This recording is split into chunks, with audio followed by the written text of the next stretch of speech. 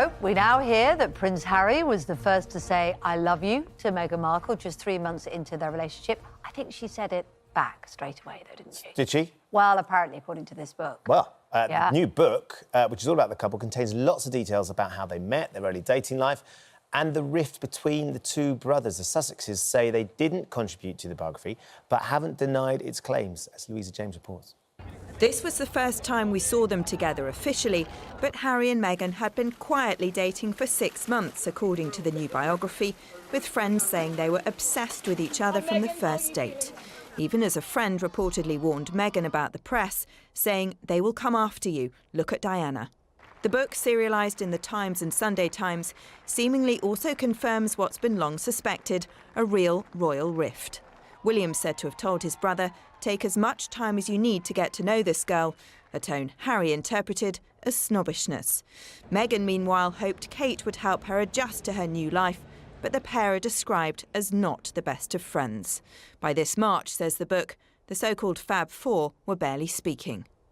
A spokesman for Harry and Meghan says they were not interviewed and did not contribute to the book. The couple have now found the freedom they've always craved in California, but at what cost to their long-term relationship with the rest of the royal family? Well, joining us now is Princess Diana's former butler, Paul Burrell, and PR and brand expert Nick Eade, who previously worked with Meghan Markle.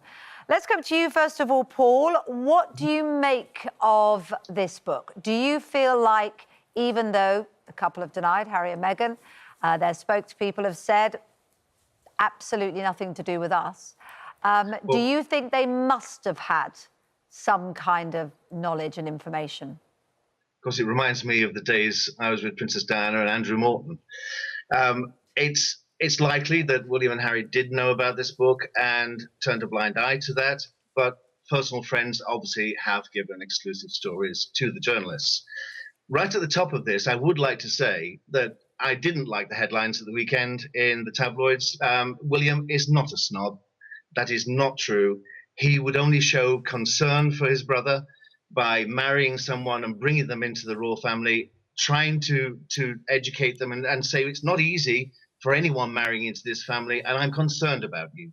All William would show is concern. We're talking about two very different personalities here. William is rational and calm. Harry is fiery and hot at times. And so there was obviously a conflict between them. But Meghan soon found out when she married into the family that she would come up against the grey suits which Princess Diana found. And they're the people that run the other households within the royal family. You can't come across those because they're the ones that run the show. I did read an article also that said that after they came back from Canada, Meghan and Harry wanted to go and see the Queen, and they went through the official channels. No, they shouldn't have done that. They live at Frogmore within Windsor Great Park, just a stone's throw away from the Queen's sitting room at Windsor Castle. They could have walked up the hill with Archie and a bunch of flowers and popped in to see Granny and say, "Hi, Granny, we're home."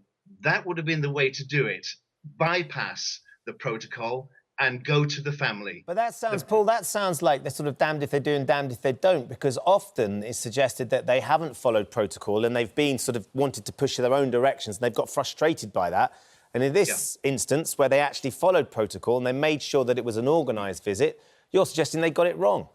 Yeah, but here we're talking about family. We're talking about Harry's granny. We're talking about Archie's great-granny. And I know the Queen very well. I know that she would have been delighted to have seen them walk up the hill from their home at Frogmore and just said hello after their trip to Canada.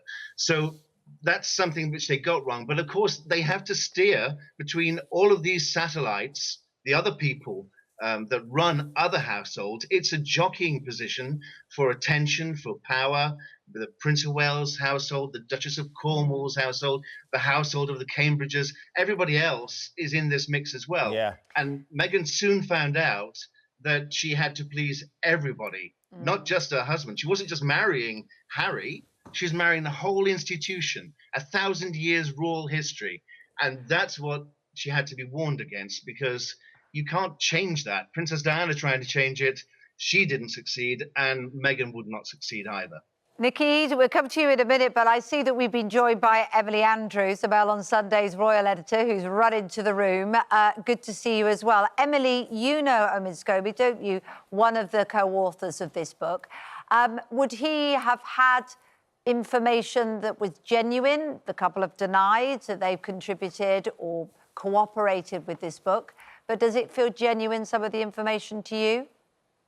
Well, I know both authors, Omid Scobie and Carolyn Durand, well. They are both well-respected journalists. They've been on the royal beat for a number of years, particularly Carolyn. She used to work for ABC, a massive American network. So their pedigree is good, and I think that they are well-respected journalists. However, whenever an author writes a book like this, you always want access behind the scenes. The palace is always approached, and the principals via the palace are always approached, in this case Harry and Meghan, to see what help can be granted.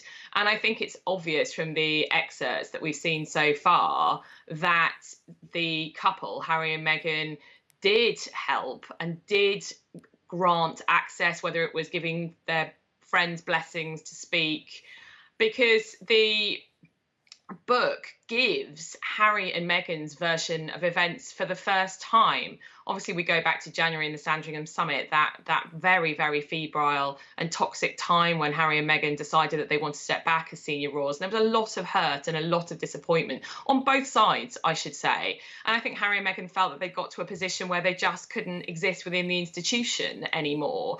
And they were also very frustrated that they didn't have any kind of outlet that they could give their side of the story, so to speak. And I think that's what we're reading now. Nick, I sort of, some of the revelations in the book are extraordinarily personal. The idea that we know that Harry said, "I love you" first, and some of the details of those first dates. You know, if it was me, I would hate to think that someone was writing a book about that sort of intimate part of my relationship. But your feeling about this, about the sort of the incredible detail involved here, is sort of stark in the reality that they haven't threatened to sue the journalists that have written this book. Definitely. I mean, listen, the Harry and Meghan are known for suing everybody left, right and centre, and especially the media. And this has been serialised in the Times. These are, she knows, I know for a fact she knows Omid, and Omid had her ear. So the fact of the matter is that these are revelations which are obviously coming from the right people with the right messages that they feel they need to get out. And as Emily said, what this is a kind of open letter, because I think someone like Meghan Markle especially, who has come from Hollywood, who has been able to be a voice and really likes to hear their own voice, and their voice is listened to in a great way, she's not been able to do that for 2 years. So her frustrations must have been huge, and this is the best way to get it out there. They haven't been sued for this book. You'd think there'd be a writ on them. They've been they've just sued some paparazzi in America. So it's not that they're not doing that during the COVID time. So I think that's pretty telling. Nick, why do you think they are so keen to get their side of the story out? Obviously, it's a human thing. People want to give their position. But they also want to have privacy and to get away. Why now, encourage all this detail to come out by supporting it? It feels like it's dragging up something where if they do want to disappear and live more privately, they could have done. To be honest, Kate, I think it's come at a really bad time. I think they probably thought in an angry kind of storm that this was probably the best way for them to actually get their story across. Remember, this is history. This is going to be taught, hopefully, in schools all around the world, and it's going to be televised and made into various different dramas, etc. So they want to get their story right. But what's happened is that the world has really shifted and really changed, and priorities have changed. And I think what has happened now is actually the reason where they're sort of extracting their relationship from actually this book is because they've realised that the timing is pretty terrible for what's going around the world. It sounds, Paul, from listening to both Emily and Nick there, that they have got some pretty strong sources, the writers of this book, and the allegations that are put in the book, the snobbery that's come about towards Meghan, some of the things that she's been called behind closed doors, sound like they could be pretty tangible, they could be real. Yeah, I think the information is accurate. I think it did come from very good sources, and it probably came indirectly from the top. As we go back to Andrew Morton's book and Princess Diana, she denied any knowledge of this book in the very beginning, but then it came out that, of course, that she had helped journalists. This will all come out in full time, of course, but they have got accurate information, and I'm not sure whether it's a good thing, because looking back in the past, is it good to wash all this laundry in public and cause a separation between them on that side of the Atlantic and the royal family on this side of the Atlantic? I mean, Meghan's going to be Queen of America, surely. And her sister-in-law, Kate, is going to be Queen of the United Kingdom. Two very diverse roles. It is. I mean, that point about timing, Emily, seems extraordinary, because it kind of like we'd got over Megxit, they'd gone, they were settled down over there, it all calmed down and everybody was sort of getting on with their lives. And to drag this all up just puts it front and centre again. It puts them sort of under the spotlight. Is that what Meghan's after? Absolutely. I mean, I think it's very unfortunate that all the kind of Megxit stuff from earlier this year and the end of last year has been dragged up again. Actually, I think it is. I am always a proponent of the conspiracy, not cock-up. Oh, sorry, I'm a proponent of the cock-up, not conspiracy theory. I think actually this book was supposed to come out much earlier. It was supposed to come out last year. But then, of course, you know, events, dear boy, events. Meghan got pregnant. Then there was a big tour to South Africa. And then I think the book's authors wanted to cover all of those important aspects. Then, of course, at the end of last year, there were signs that Meghan and Harry weren't very happy. We had that excellent documentary from ITV that Tom Bradby fronted, where Meghan famously said that, you know, no one had asked her if she was okay, which I'm afraid is factually completely inaccurate. Many people had tried to make sure that she was okay, but she and Harry didn't want to take the help or the advice that was proffered.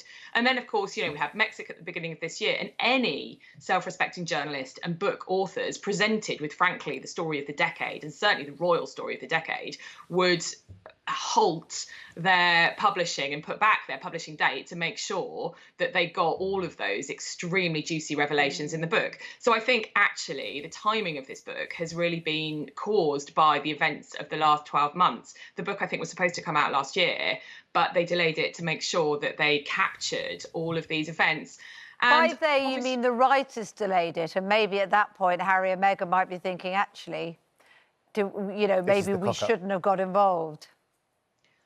I don't know about that, but what I do know is that Harry and Meghan were reportedly involved from an early stage of the book. I think they did view the book as their way of telling their side of the story. I mean, look, we know that Meghan was frustrated with the press operation at the palaces. We know that she wanted to be able to speak, as I think Nick and Paul have both said. Nick said she's an actress who has been raised on in Los Angeles. She's used to be able to having complete control and being able to say what she wants to say and how she wants to say it all the time. And when you are a cog in the machine of the royal institution, that's not possible. I think, to be honest, that Meghan thought, and I've met her, she's charming, she's lovely, she's exactly as you would expect, incredibly friendly in real life, and I really liked her. But I think Meghan thought that when she came to the UK and she came into the British institution of the royal family, she would be able to change things. It is old-fashioned, it is a bit stuffy. Yes, of course there are things that need to be changed, like there are in any institution that's been going for thousands of years. But she thought she could change things, and she thought she could change things very quickly. And then she found that she couldn't. You know, monarchy is more than the sum of its parts. You are not an individual. You are part of an institution. And when she realised that, and when she thought that, I think that she was losing her voice, she became very frustrated. And of course, this book is one way of her voice being heard. Paul, I just wonder, lastly, we don't have much time, is what's the way back for the brothers? Because they were so close and they went through such trauma that you were there and you saw firsthand. How can that be reconciled, or is it too late? Well, of course, there's a void between them now, and that void should be filled by their mother, who isn't here. So it has to be filled by somebody else. And I would like to think that maybe Kate will step into that void and bring those two boys back together, because they will come back together. They belong together. They've been through so much together, and I hate to see them apart. I think we all feel the same way. Yeah, undoubtedly. I think we all feel the same way. Thank you all for joining us. Thank you, Emily, for making it. I'm sorry we caught you a little bit on the hop, but we're glad we got you in. Nick, it's great to see you as ever, and Paul, thanks for joining us this morning as well.